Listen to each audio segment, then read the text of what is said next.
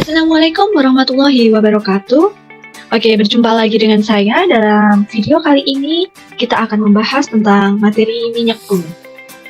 Oke, sebelum itu kita akan melihat dulu ya tujuan pembelajaran kali ini. Yaitu yang pertama ada peserta didik diharapkan mampu memahami fraksi-fraksi pengolahan minyak bumi.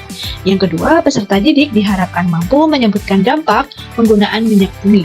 Lalu yang terakhir, peserta didik diharapkan mampu menyebutkan tindakan-tindakan yang mengurangi ketergantungan dalam penggunaan minyak bumi. Ini biasanya bisa kita lakukan pada kehidupan sehari-hari. Oke, sebelum ke pembahasan inti, mari kita lihat dulu. Kalau kalian tahu tentang minyak bumi, apa sih yang terbesit di pikiran kalian? Kayak, minyak bumi itu apa sih? Oke, pasti ada yang kepikiran tentang lilin. Pasti ada yang kepikiran tentang bensin. Atau minyak tanah. Atau juga aspal. Betul, dari keempat ini merupakan hasil dari fraksi-fraksi minyak bumi. Namun mereka itu dibedakan suhu dan jumlah atom karbonnya ya. Nanti kita akan bahas di materinya. Oke, pertama dan yang kedua pasti adalah tahap yang kedua. Nah, mari kita lihat perbedaan dari fraksi tahap pertama dengan fraksi tahap kedua ini. Oke, pengolahan minyak bumi tahap pertama itu dilakukan dengan distilasi bertingkat, yaitu proses distilasi berulang-ulang, sehingga akan didapatkan berbagai macam hasil yang berbeda berdasarkan perbedaan titik didihnya. Berdasarkan apa? Perbedaan titik didihnya. Oke, jadi pada tahap pertama ini kita akan mengenal pada fraksi pertama, fraksi kedua, fraksi ketiga, fraksi keempat, fraksi kelima, dan yang terakhir fraksi keenam. Nah, nanti di setiap fraksi ini pasti akan ada hasilnya ya. Oke, lanjut. Ini adalah hasil fraksi tahap pertama. Di sini hasil fraksinya itu ada gas, yang kedua ada bensin, ketiga kerosin, keempat solar, kelima oli, keenam residu. Nah, di sini juga terdapat manfaat masing-masingnya juga ya dari hasil fraksi ini. Nah, coba di sini saya minta tolong kepada kalian untuk mengisi titik didih dari masing-masing fraksi dan jumlah atom, karena setiap hasil fraksi ini akan memiliki titik didih dan jumlah atom yang berbeda. Jadi ingat ya, berbeda, pasti tidak akan ada yang sama. Jadi di sini saya minta tolong kepada kalian, mungkin bisa ditulis di bukunya atau di kertas gitu hasilnya bagaimana. Nah, dilanjutkan dengan fraksi tahap kedua. Itu yang pertama ada perengkahan atau cracking. Ini adalah proses pemecahan molekul hidrokarbon besar menjadi molekul hidrokarbon yang lebih kecil, lalu menghasilkan titik didih dan stabilitas yang rendah juga.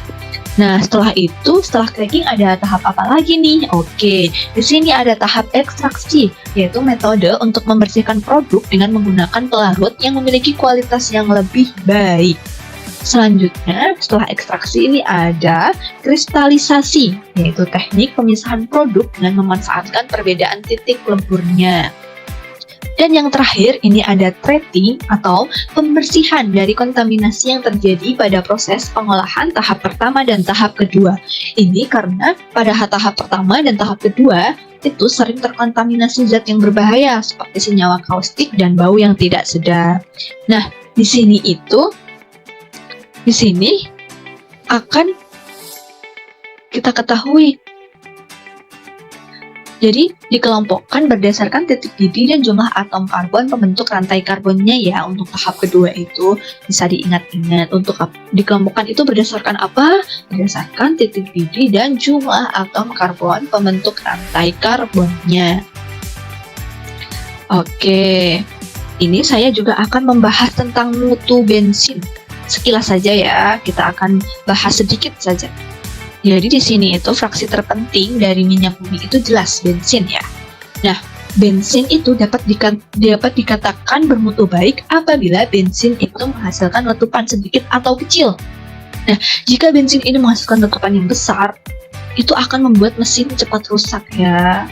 Nah, lalu komponen utama bensin itu ada dua, Yang pertama isooktana atau 2,4 trimethylpentana dan N-heptana.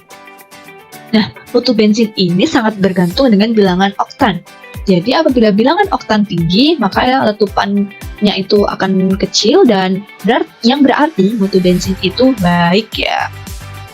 Nah, cara meningkatkan bilangan oktan sendiri itu dengan menambahkan zat adiktif yaitu MTBE atau methyl tertiary butyl ether dan TL atau tetraethylit. Ini adalah timbal ya. Nah, bisa dilihat juga di sini ada bahan bakar dengan bilangan oktannya. Jadi ingat, semakin bilangan oktannya semakin tinggi, berarti mutu bensinnya semakin baik.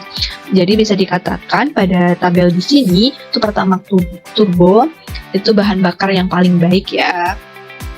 Oke, nah di sini juga bisa kita ketahui juga apabila di sini ada yang diketahui premium bilangan oktannya 88, ini berarti 88 itu mengandung isooktan, 88% itu mengandung isooktana dan sisanya yaitu 12% itu mengandung N-heptana. Jadi pokoknya yang paling besar itu adalah isooktananya ya.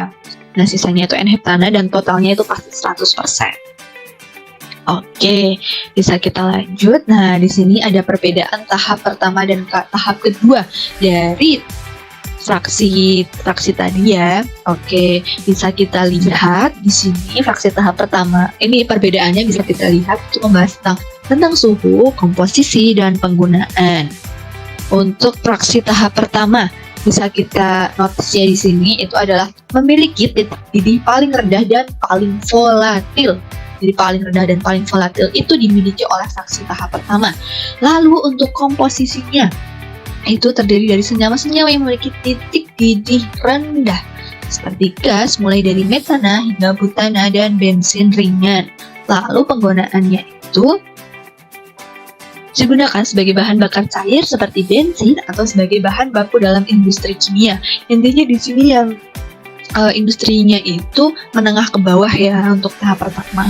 Lalu untuk fraksi tahap kedua itu rentang suhunya jelas kebalikannya dari yang tahap pertama, yaitu memiliki titik didih yang lebih tinggi dibandingkan dengan fraksi pertama. Jadi kalau rendah itu tahap pertama, kalau tinggi itu fraksi tahap kedua.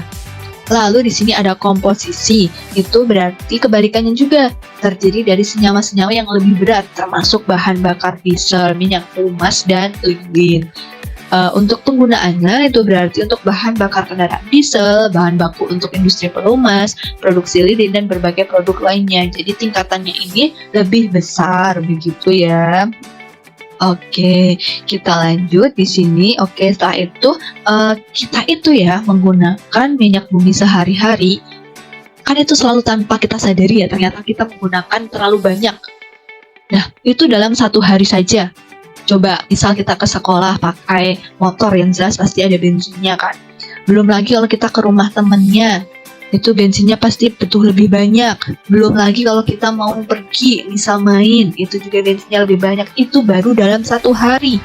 Coba bayangin kalau sampai 1 minggu, 1 bulan hingga 1 tahun tanpa kita sadari. Nah, ternyata penggunaan minyak bumi itu memiliki dampak tersendiri. Nah, di sini ada pemanasan global, itu berarti meningkatnya suhu bumi, jadi bumi itu terasa lebih panas. Terus terjadinya hujan asam, itu berarti kan mengandung pH di bawah 5,6 ya. Jadi air hujan itu tidak lagi murni. Lalu ada efek rumah kaca, di sini ada berarti panas matahari itu panasnya dipantulkan. Jadi akan hilang lapisan ozonnya karena dampak gas berbahaya tadi. Lalu dampak buruk juga terhadap kesehatan manusia, yaitu seperti lama-kelamaan akan menderita kerusakan tulang sumsum, kanker ginjal, kanker paru-paru. Lalu yang terakhir itu pasti ya jelas banget itu ada polusi udara disebabkan oleh gas CO2 dari asap kendaraan, CO dari pembakaran tidak sempurna. Oke, di sini saya ada bahan evaluasi ya. Di sini premium mempunyai bilangan oktan 88, berarti mengandung. Ayo jawabannya yang mana? Tadi saya sudah kasih tahu. Mungkin bisa tulis di kolom komentar ya. Untuk soal selanjutnya yaitu urutan tahapan fraksi kedua yang benar. Tadi juga ada yang sudah saya sampaikan. Tulis jawaban kalian di kolom komentar juga ya. Nah, ini untuk yang ketiga ada sebutkan perbedaan hasil fraksi tahap pertama dan hasil fraksi tahap kedua. Ini mungkin bisa kalian olah menggunakan bahasa sendiri ya dari tadi yang sudah saya berikan. Lalu yang terakhir itu udah sebutkan 2 dampak penggunaan minyak bumi dan bagaimana cara menguranginya. Nah ini mungkin penggunaan minyak bumi yang ada di sekitar kalian saja atau yang kalian gunakan gitu loh. Nah itu bagaimana cara menguranginya. Jadi ini dimulai dari kalian dulu. Oke, jadi di sini sudah selesai. Sekian yang dapat saya berikan materi mengenai fraksi-fraksi minyak bumi serta dampak penggunaan minyak bumi. Semoga ilmunya dapat bermanfaat. Sekian dari saya. Wassalamualaikum warahmatullahi wabarakatuh.